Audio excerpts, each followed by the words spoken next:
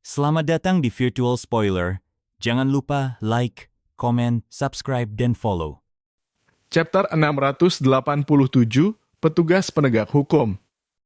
Aku khawatir hanya alkemis hebat tingkat 9 yang mampu sepenuhnya menahan kekuatan naga ini, kata Tang Xin dengan nada berat. Bahkan alkemis tingkat 8 tidak bisa melakukannya. Semua orang langsung menoleh ke arah Yung Xiao, Cui Yuan, dan Xiao Jingming, yang merupakan satu-satunya 3 alkemis tingkat 8 di antara mereka. Cui Yuan hanya bisa tersenyum pahit. Meskipun kekuatan naga itu menekanku, masih belum sampai pada titik di mana aku benar-benar tidak bisa menahannya. Tapi budidaya bela diriku hanya berada di alam 7 rasi bintang setingkat Martial Emperor. Bagaimana aku bisa melawan para iblis itu? Xiao Jingming mendengus pelan, lalu memilih diam. Kultivasinya juga mentok di alam 7 rasi bintang. Saat itu, semua mata tertuju pada Yung Xiao. Aku juga hanya seorang Martial Emperor dari alam 7 rasi bintang, kata Yung Xiao sambil mengerutkan kening. Jangan bilang kalian tidak tahu itu. Semua orang terdiam. Memang benar, tapi saat pertarungannya dengan Xiang Zi tadi, kekuatan yang dia tunjukkan sangat luar biasa. Bahkan lebih hebat dari kebanyakan Martial Supreme. Tuan Muda Yun, ujar Cui Bo sambil tersenyum masam, kita sudah berada di titik seperti ini. Kalau kita tidak bekerja sama, kita benar-benar akan kehilangan harapan.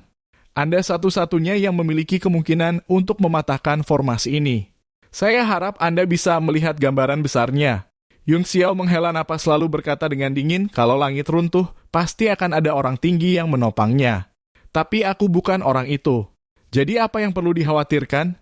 Selain itu kalian semua juga melihat pertarunganku melawan Xiang Zi tadi. Aku tidak punya lagi sisa energi unsur, tubuhku kelelahan, pikiranku kosong, dan kekuatanku melemah. Baiklah, langsung saja. Apa kondisimu sebenarnya? Qian Wudi tiba-tiba memelototinya dan berseru, apa menurutmu aku tidak mengenalmu? Mau batu purba, pil obat atau senjata tingkat tinggi? Katakan saja langsung. Yung Xiao sempat terkejut lalu menghela napas dan berkata dengan nada tidak senang, Saudara Wudi, apa kamu pikir aku orang seperti itu? Dunia ini sungguh menyedihkan. Kepercayaan antar sesama sudah tidak ada lagi. Pertama-tama, tolong berikan beberapa botol pil pemulih energi tingkat 9. Aku benar-benar kehilangan banyak tenaga dalam pertarungan tadi. Cui Bo segera mengeluarkan botol giok dan berkata, di dalamnya ada 3 pil pemulih darah Yuan Yang. Ini adalah pil penyembuh tingkat surgawi. Cui Yuan juga tampak sedikit ragu sebelum akhirnya mengeluarkan sebuah kotak giok. Di dalam ini ada pil pemulih jiwa Tiansu. Efeknya sangat baik untuk mengembalikan kekuatan jiwa. Nilainya setara dengan pil tingkat 9.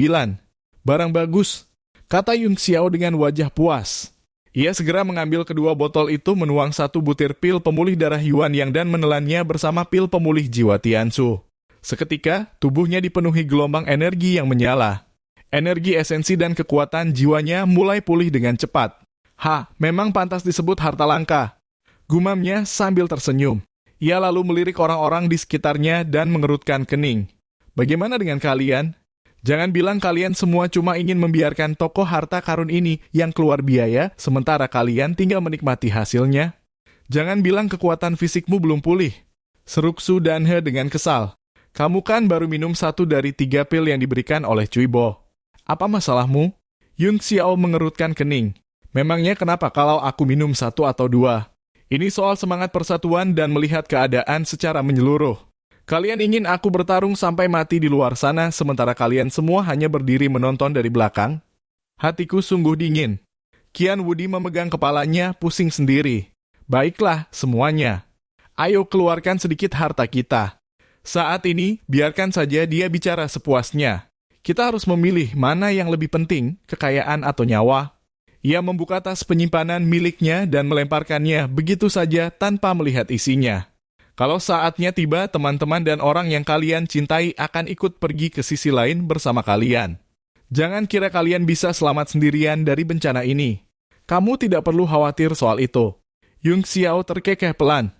Dengan tablet alam dewa di tangannya, dia sebenarnya bisa membawa seluruh anggota perusahaan perdagangan Tianyuan masuk ke dalamnya. Namun menunjukkan benda itu di depan orang-orang ini akan terlalu mencolok. Jika dia selamat dari bencana hari ini, hal itu justru bisa mendatangkan bahaya yang tak berkesudahan di masa depan. Setelah mendengar ucapan Qian Wudi, semua orang langsung membuka kantong mereka. Bahkan para anggota sekte pedang pun tidak luput. Mereka dipaksa menyumbangkan sejumlah besar harta, membuat wajah Chen Feng dan Xiao Jingming berubah hijau karena marah, tapi mereka tidak berani mengucapkan sepatah kata pun. Pada saat itu beberapa sosok muncul dari 4 penjuru langit. Pilar timur sudah selesai, kata Rain dengan wajah serius. Pilar barat telah selesai, sahut Li. Bayangan Wing juga muncul di langit dan berkata, pilar selatan telah selesai. Pilar utara juga sudah selesai, suara Fu terdengar tenang. Udara bergetar ringan, lalu sosok lain perlahan muncul. Itu adalah Li Yi.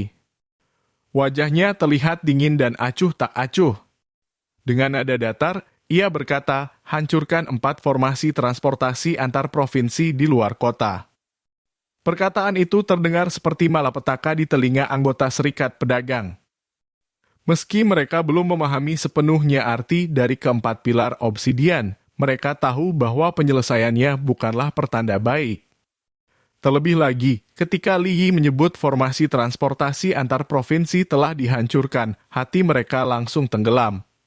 Mata Li Yi tampak tajam seperti elang yang sedang memburu mangsa di bawah. Begitu tatapannya tertuju pada Yung Xiao, tubuhnya gemetar. Dengan suara penuh amarah, ia berkata, Tuan Sang, bolehkah saya meminta Li Yung Xiao keluar? Saya ingin memakan manusia ini hidup-hidup. Oh, Yi terkekeh. Jadi kau juga punya dendam padanya. Orang ini memang terlalu berbahaya. Bahkan formasi pengorbanan pun mungkin tidak bisa melukainya.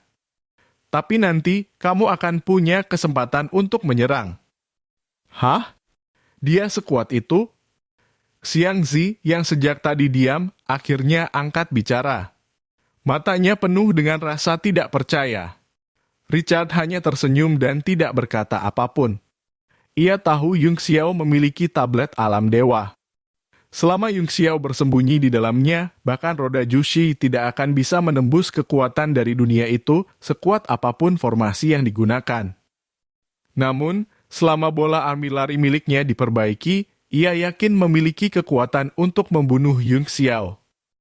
Tiba-tiba, ekspresi wajah Sang berubah drastis. Matanya memancarkan kilatan dingin saat ia berkata, Li Yi, kamu terlambat menghancurkan lingkaran teleportasi. Sudah ada tikus kecil yang berhasil menyelinap masuk. Apa? Li Yi terkejut, begitu pula semua orang lainnya. Mereka semua menoleh dan menatap ke arah yang ditunjuk. Ruang di depan mereka mulai retak seperti cermin pecah. Dari dalam celah itu, sebuah kereta perlahan muncul. Api yang menyala di atasnya berkobar dengan hebat, sementara bagian bawahnya tampak seperti ombak yang bergulung. Kereta tersebut memancarkan cahaya kemasan yang sangat menyilaukan, membuat siapapun sulit menatapnya langsung. Itu adalah Kasaya. Tang Jie langsung mengenali kereta tersebut. Wajahnya berubah seketika, dan tubuhnya menegang penuh kewaspadaan. Orang-orang dari Serikat Pedagang membuka mata mereka lebar-lebar karena kegembiraan. Cui Bo berkata, hebat. Itu kereta perang penegakan hukum emas. Haha, kita selamat. Sorak-sorai langsung menggema dari para penonton. Tiba-tiba, Xu dan He melotot ke arah Yung Xiao dan berteriak, Li Yung Xiao, kembalikan barang-barangku. Sudah tiba juga akhirnya, mata Luo Ying tampak dingin saat dia mendengus, aku sudah bilang sebelumnya, kita tidak perlu turun tangan langsung menghadapi Tang Jie. Wajah Tang Xin ikut tersenyum penuh makna. Di sudut bibirnya muncul kilatan dingin. Kalian memancing petugas penegak hukum ke sini? Tubuh Luo Ying sedikit gemetar saat bertanya dengan nada kaget.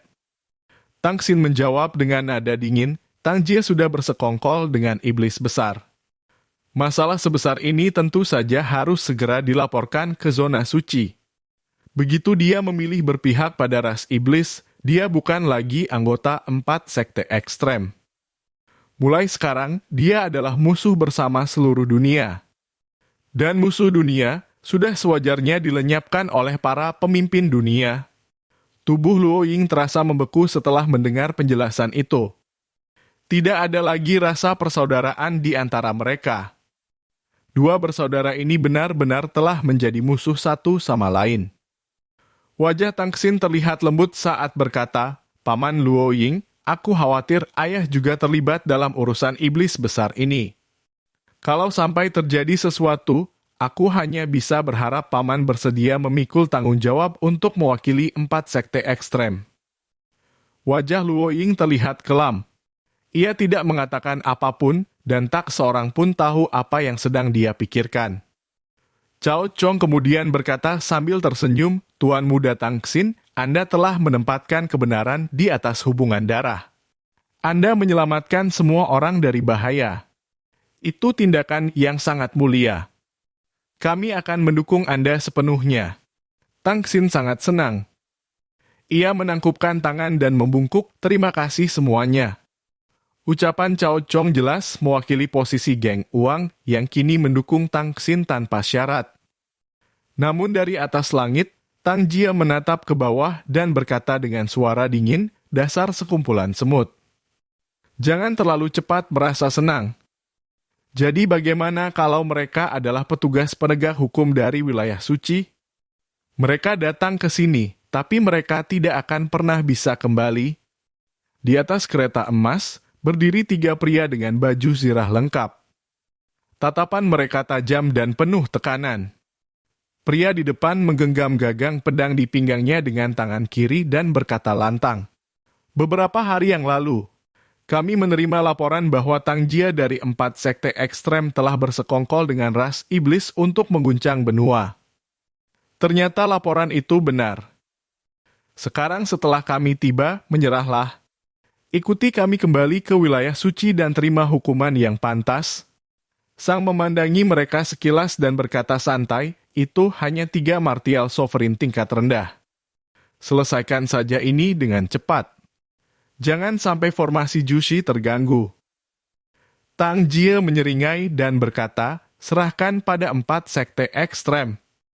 Tetua Hao, aku perintahkan kalian berlima untuk bertindak bersama.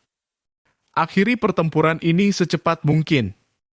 Aura 5 orang itu langsung naik dan menekan kereta penegakan hukum emas. Semua orang di tim penegakan hukum suci lakukan serangan bersama. Seru Tetua Yi, "Kita tidak boleh meremehkan musuh kita." Para penegak hukum langsung marah. Salah satunya berteriak, "Berani sekali kalian menentang hukum dari tempat suci. Itu saja sudah cukup untuk menjatuhkan hukuman mati." Dia melambaikan tangannya dan berteriak, "Serbu!" 2 penegak hukum di belakangnya langsung melesat keluar dari kereta secara bersamaan.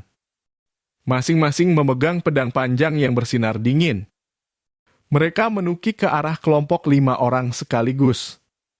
Cahaya pedang tiba-tiba muncul dan membelah langit. Pemimpin kereta kemudian melemparkan beberapa segel mantra ke dalam kereta. Nyala api di langit langsung meledak, mewarnai langit dengan warna merah menyala. Di sisi lain, elemen air di bawah kereta menggulung kuat, membentuk gelombang besar yang menyapu sekitarnya. Kekuatan air dan api menyala bersamaan, lalu membentuk penghalang berbentuk lingkaran yang menjebak ke-5 orang itu di dalamnya. Penegak hukum terkemuka membentuk segel tangan lalu menunjuk ke arah tertentu. Sinar pedang Qi melesat dari pinggangnya dan langsung menebas ke arah roda kusle yang ada di bawah. Dari satu pandangan saja, dia sudah tahu bahwa formasi itulah yang menjebak semua orang di bawah. Selama dia bisa menghancurkan formasi dan membiarkan orang-orang dari serikat pedagang keluar, maka kemenangan akan berada di tangan mereka. Kamu benar-benar ingin melawan semua orang sekaligus. Sepertinya kamu belum tahu seberapa luasnya langit dan bumi ini." Sosok Fu melesat dan muncul di hadapan mereka. Sebuah kapak besar muncul di tangannya. Dengan kedua tangan, ia mengangkat kapak itu tinggi-tinggi dan menebaskannya dengan keras. Sinar cahaya dari kapaknya menebas pedang besar itu langsung. Duar, terdengar suara benturan keras. Pedang milik penegak hukum itu mengeluarkan suara nyaring penuh kesedihan, lalu tiba-tiba terpental kembali ke tangannya. Sekilas saja sudah terlihat jelas bahwa pedang itu kehilangan seluruh energi spiritualnya. Pedang itu masih bergetar seolah-olah sedang ketakutan. Wajah penegak hukum itu langsung berubah drastis. Tiba-tiba, cahaya besar menyilaukan muncul di hadapannya dan langit terasa menjadi gelap. Tubuh besar Fu berdiri tepat di hadapannya, menghalangi cahaya matahari. Kapak Xuanhua yang dipegangnya langsung menebas ke arahnya tanpa ampun. Terima kasih sudah mendengarkan Virtual Spoiler. Sampai jumpa di pembahasan berikutnya.